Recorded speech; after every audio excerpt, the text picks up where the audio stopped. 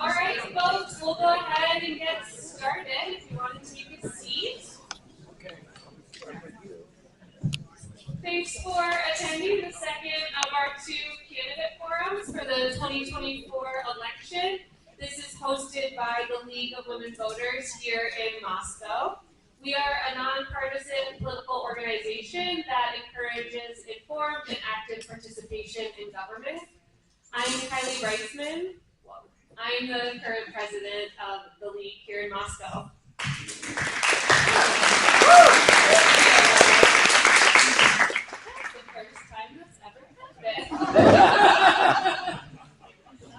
For tonight, our forum features candidates who are running in District 6A and 6B for the state representative positions and District 6 state senator positions.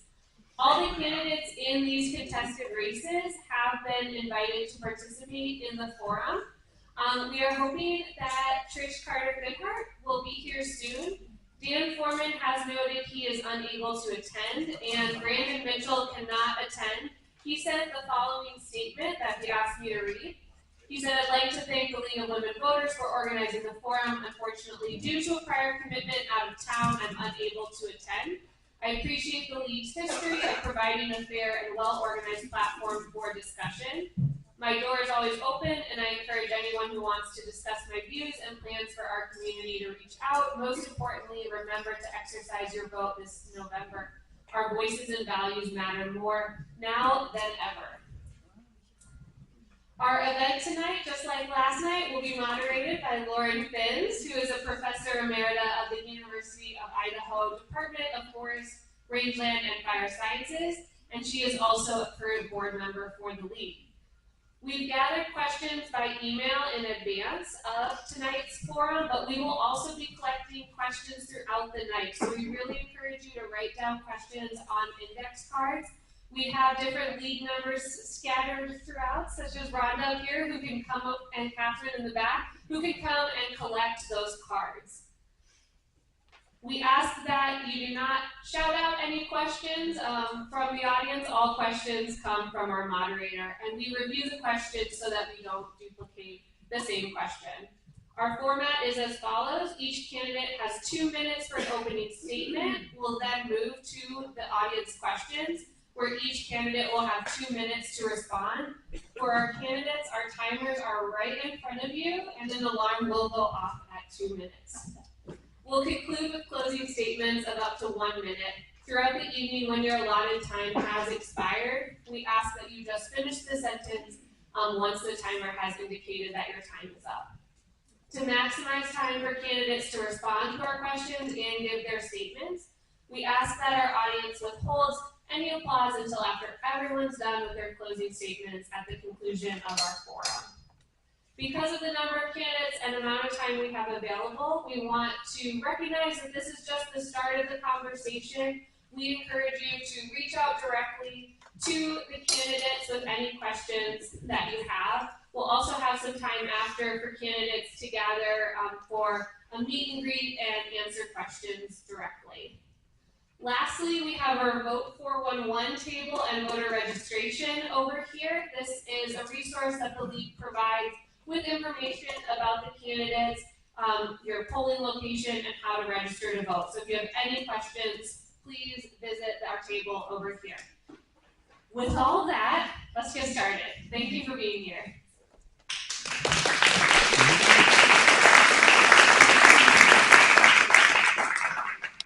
Thank you, Kylie.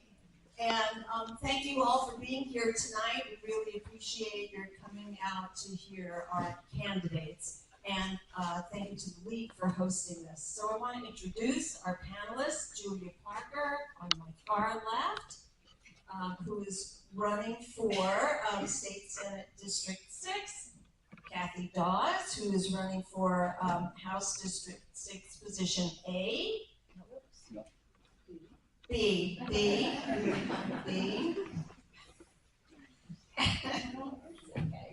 Lori McCann, who is running for House District 6, Position A. And we are expecting Trish Carter Goodhart to be here. So let's start with Julia with your introductory comments, and we'll just go down the table. Good evening, everybody. It's so great to be here. Literally, the League of Women Voters Forum is the highlight of the campaign. My name is Julia Parker, and I'm running for Idaho State Senate in District 6, which is Latah County, Lewis County, and part of Nez Perce County. I've lived in this area for 25 years, and I've grown here, and I've developed skills in leadership and community and listening throughout my time here. My first career was in forestry and natural resources, but for the last 19 years, I've been a nurse. And in nursing, one of the things that we absolutely have to do is listen. We have to listen to our patients, whether we like them or not. We have to listen to our patients, whether they're black or white or brown or male or female or gay or straight or religious or not, or prisoners or nice little old ladies, you know. That is our job, and that almost 20 years of experience has really honed my ability to listen and to listen with compassion. I've been involved in this community in Moscow as a volunteer at the schools, a volunteer in recreational organizations, the Moscow Food Co-op, all kinds of things. I've raised my 4 kids here. And 3 years ago, I was elected to Moscow City Council. I decided to run for state senate because every year it seems like our representation gets worse and more extreme. And what used to be kind of like, there goes our legislature again, has become personal and dangerous for a lot of us. I believe in keeping taxpayer money in public schools, maintaining our infrastructure, reclaiming our bodily autonomy, especially for reproductive rights, conservation of our natural resources and farmland, and generally focusing on real problems with real solutions. Thank you. Thank you, Julia. Kathy? Thank you so much to the League for having us here and for all of you coming. As residents of Latah County for 53 years, my husband Dana and I raised our 2 kids here and have been very active in the community. I've been a Girl Scout leader, church youth group leader, youth marimba band leader, and a founding member of the Moscow Arts Commission, Palouse Discovery Science Center, and Friends of Phillips Farm, and served on the Latah County Parks Board for 13 years. I've enjoyed working with many people to make our community the vibrant, welcoming place that it is. After retiring from teaching 8th grade science at Moscow Junior High, I flunked retirement and became an AmeriCorps volunteer at the Science Center, where Dana and I created hands-on science activities that we took to our rural schools. Since 2018, I've watched the Idaho legislature carefully, studied proposed bills, and have often given testimony in hearings. I want to serve in the legislature because I've noticed 2 very disturbing trends. 1, government overreach. The legislature is taking away our personal freedoms, rights, and local control by our locally elected officials. And political divisiveness, making us unable to talk civilly and preventing us from collaborating to find creative solutions to problems. 6 years ago, I became a trained moderator for Braver Angels, a reference to, actually it used to be called Better Angels, a reference to Abraham Lincoln's speech, calling us together, calling on our better angels to bring us all together. If I'm elected, I plan to use those skills in bringing Idahoans together for productive problem-solving conversations about issues that really matter. Affordable housing, mental and physical health care, child care, voting rights, and protecting our personal freedoms. Thank you. And we have lots of questions about all of those things. Lori? Thank you. So I feel a little bit alone on this side of the table. I'd rather sit between those lovely ladies because I'm finishing my 2nd term, And I am a Republican strongwoman who believes that we have got to work across the aisle or we get nothing accomplished. I have many Democrat friends whom I talk to and get advice from. However, I am part of the Republican Party and very proud of that. I want to thank everyone for being here and thank the League. I always enjoy this this forum. So a little bit about myself, those of you I've not met yet. I'm a graduate from Lewiston High School and the University of Idaho, go Vandals, and I graduated with an education degree there. My husband and I live in Lewiston, and I have, I live with a 5-pound poodle and an 85-pound lab and 3 geriatric horses that I love a lot. My career spanned over 45 years working in the legal field. My husband is a lawyer, so I've run his law practice. We have several other small businesses, so I have experience with being a small business woman. But my favorite job is that of which we have a cattle ranch, and I drive a semi that I call Ruby because she's bright red, and it's nothing short of interesting when I land in the field and 4 or 5 kids and dogs run and jump out. So we have a family operation, and I really believe strongly in family, and we have a son that runs our cattle ranch on a day-to-day basis. So some of the other things, and why am I running again? Well, first off, I got involved because I have to finish up, but I'm going to quickly say, because I think it's incumbent on all of us to give back to our communities, and that's where I'm at with this. Thank you. Thank you, Lori. Okay. All right, just got a message that Trish Carter-Goodhart is not going to be here, sends her regrets. So, Lori, if you do want to sit between,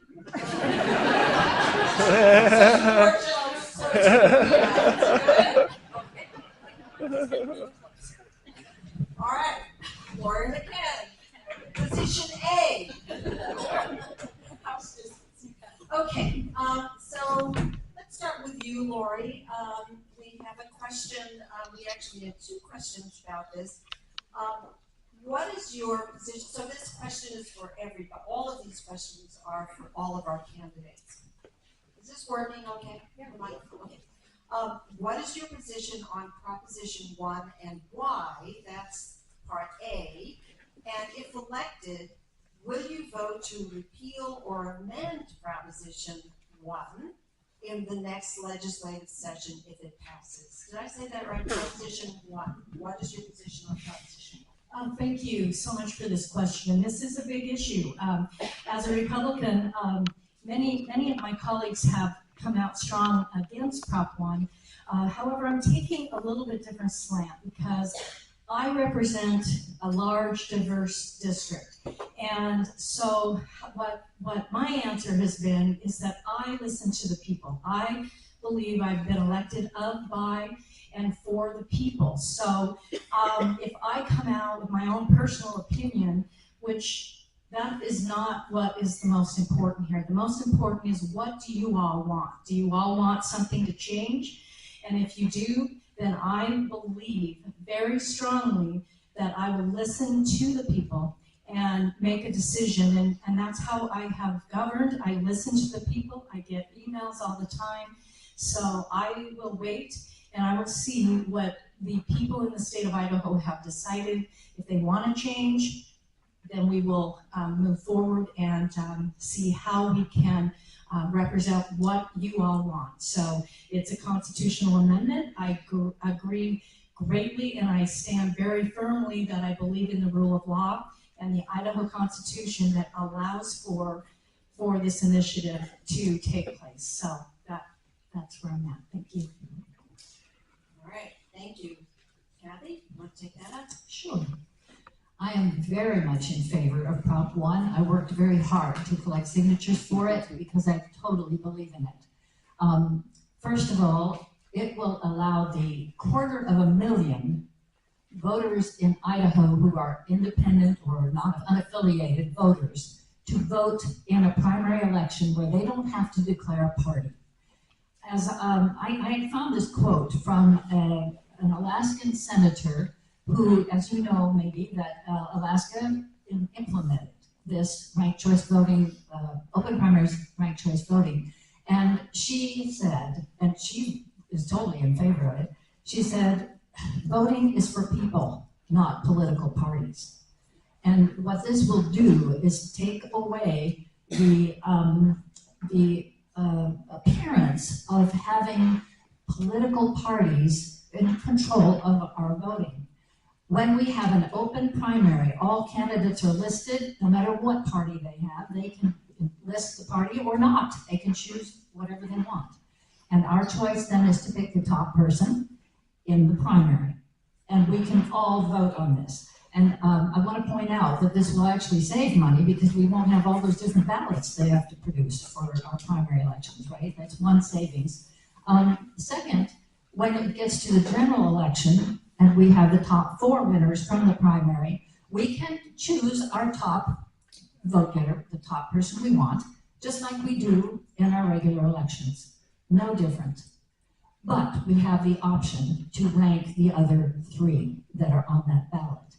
And that way it gives us that additional choice. And by the time it's all over, we can be assured that the person who is the winner has a broad support from the whole state, rather than someone who is just elected by the majority party.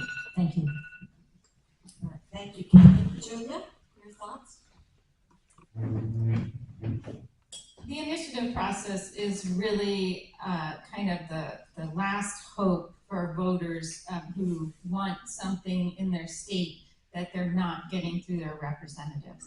So I believe that when the voters create an initiative and get it on the ballot, if it passes, then it should be reflected in the law. And so I believe that the legislature should really back up whatever the voters decide in this election. That being said, I do support Proposition 1. About 250,000 people in Idaho are disenfranchised because they don't belong to a political party, and so they don't have a party to vote for in the primaries. Ranked choice voting is an interesting way to pick candidates. It works really well, or to pick elected officials. It does work very well. I know there's a lot of talk about how complicated it is, but really, if you can count to 4, you can do ranked choice voting. Even when I was on the Moscow Food Co-op board, we decided to start doing ranked choice voting, and if we could figure it out, the state of Idaho can figure it out. I do think that the open primaries, as well as the ranked choice voting process, will help us move more towards the middle and have less extremism in our elected officials. So I think it's a good thing. Thanks. Thank you. Kathy, I think this next one will start with you. How are you going to support education funding in Idaho?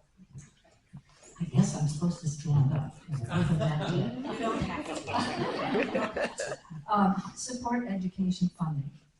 First of all, I have watched over the last several years 5 attempts for the legislature to try to use our public funds to pay for private or religious education.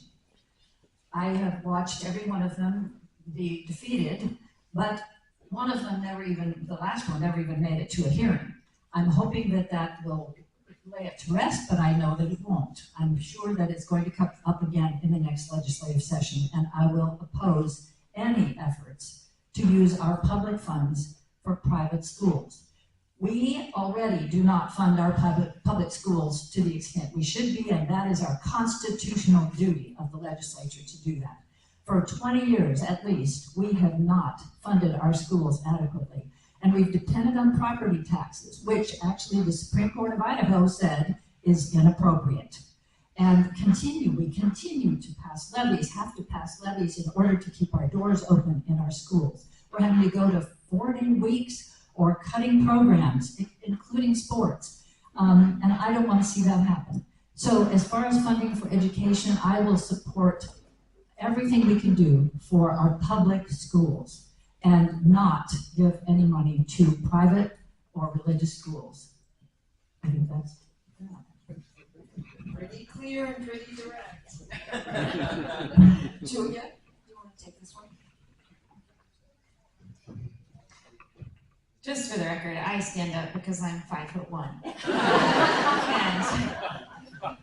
and I'm sitting behind the table, I feel like you can't really see. All right, so that shouldn't count towards my answer. Okay. Education funding.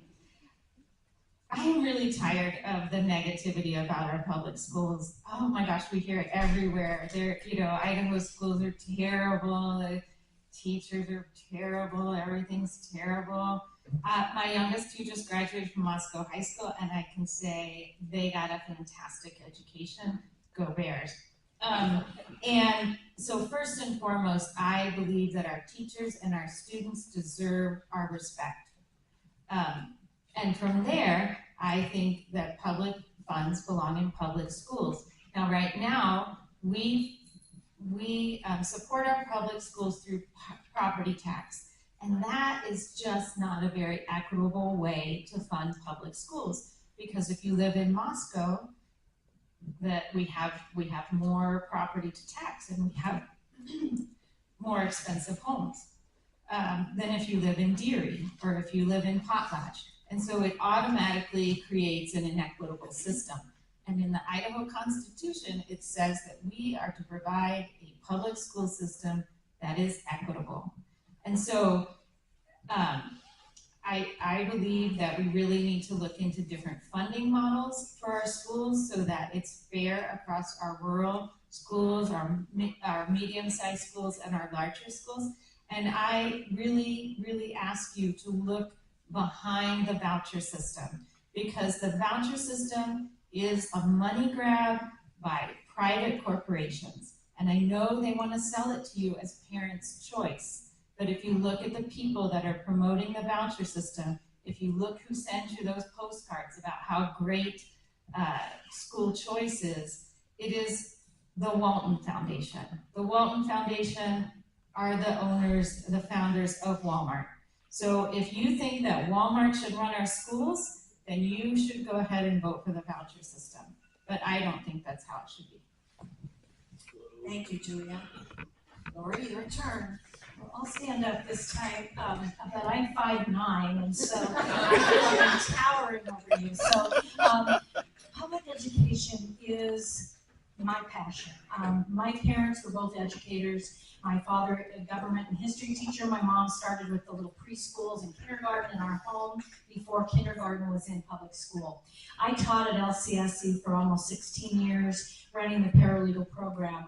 So education has been in my family and my blood, and I fight hard for public ed. I believe strongly that education should not be a partisan issue, and that I work really hard with my other Republican colleagues who believe that the same as I do. The funding formula is not appropriate in its current form. It causes challenges after challenges for our rural districts. And when you are counting rear ends sitting in a seat, and you have a beautiful regional technical center down in Lewiston, and the superintendent say, Lori, I can't lose the dollars that are going with the students that are sitting in these seats to send them down to a wonderful welding program or a HVAC or whatever it is. So I have talked with Debbie Critchfield multiple times. Debbie is outstanding at looking outside the box. And I said, we have to find a way that we can fund these schools differently. And we might get on the topic, I hope, of some more